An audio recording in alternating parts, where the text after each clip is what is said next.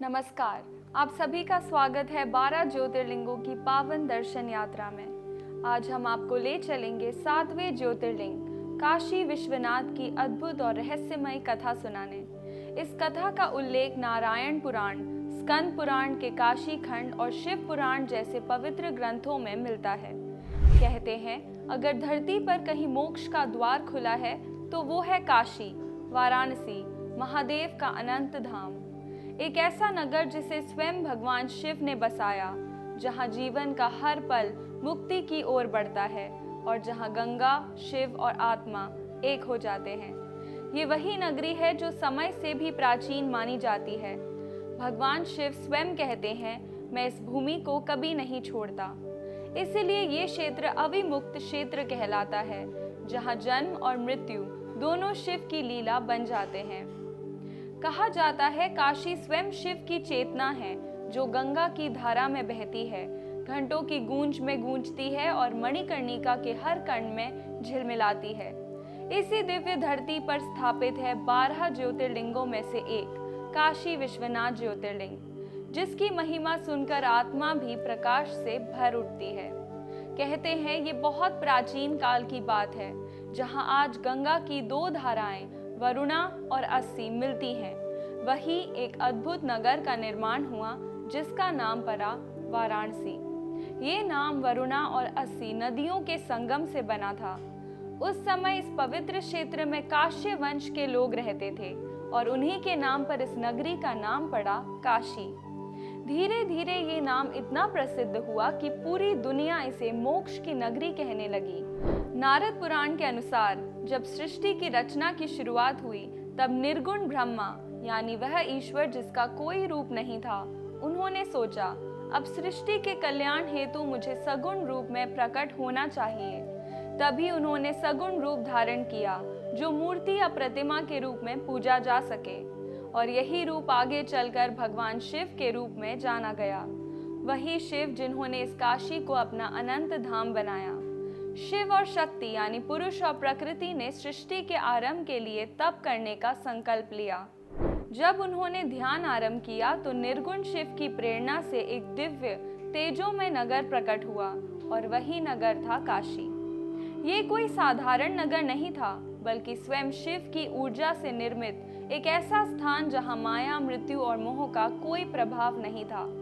कहा जाता है कि काशी के पंचकोशी क्षेत्र में एक समय भगवान विष्णु ने कठोर तपस्या की थी। उनकी तपस्या इतनी गहरी थी कि धरती से अनगिनत जलधाराएं फूट पड़ी।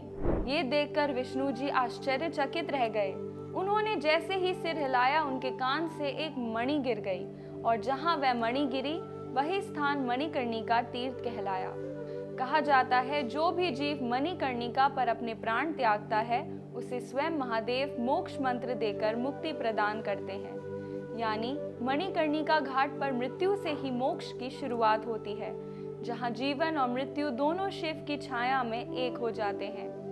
भगवान शिव ने इस पावन क्षेत्र में स्वयं को अविमुक्तेश्वर ज्योतिर्लिंग के रूप में स्थापित किया।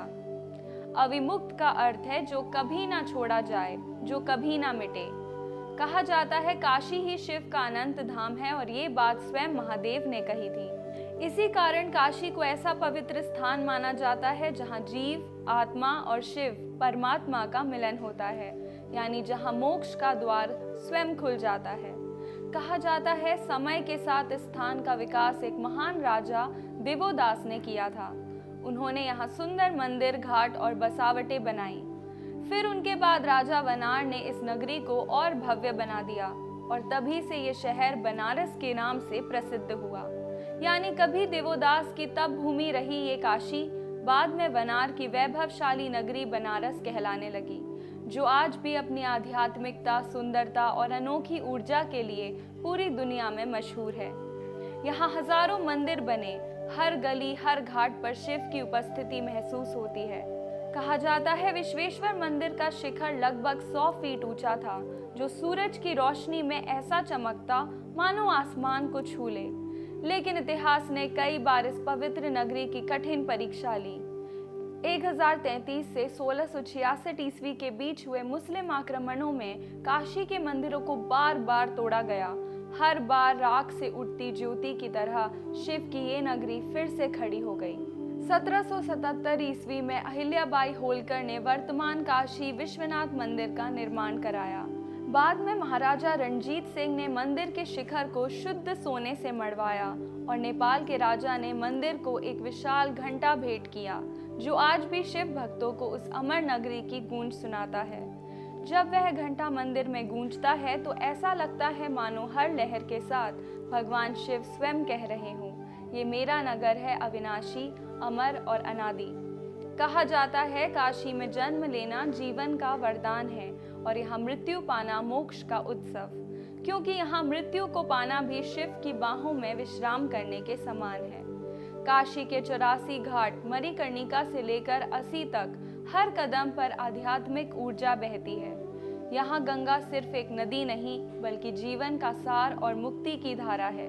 तो जब भी आप गंगा के तट पर खड़े होकर हर हर महादेव की गूंज सुने, याद रखिए ये केवल एक पुकार नहीं बल्कि स्वयं भगवान शिव की उपस्थिति का अनुभव है, जो मानो कह रहा हो काशी में जो एक बार आ जाता है वो फिर कभी मुझसे अलग नहीं होता। काशी विश्वनाथ मंदिर वाराणसी शहर में स्थित है, जो गंगा नदी के पश्चिमी तट पर बसा है। यहाँ पहुँचना आज बहुत आसान हो गया है। बाय एयर सबसे नज़दीकी एयरपोर्ट लाल बहादुर शास्त्री अंतर्राष्ट्रीय हवाई अड्डा है, जो मंदिर से लगभग 25 किलोमीटर दूर है। वहाँ से टैक्सी, कैब या ऑटो लेकर आसानी से मंदिर तक पहुँचा जा सकता है। बाय ट्रेन वाराणसी जंक्शन और मंडुवाडी स्टेशन सबसे नज़दीकी रेलवे स्टेशन है, जो मंदिर से लगभग 5 किलोमीटर की दूरी पर स्थित है।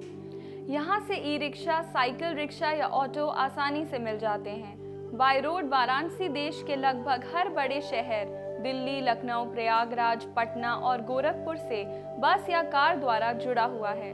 अगर आप अपने वाहन से आ रहे हैं तो बस गूगल मैप में श्री काशी विश्वनाथ टेम्पल सर्च करें और मैप आपको सीधे मंदिर तक पहुंचा देगा।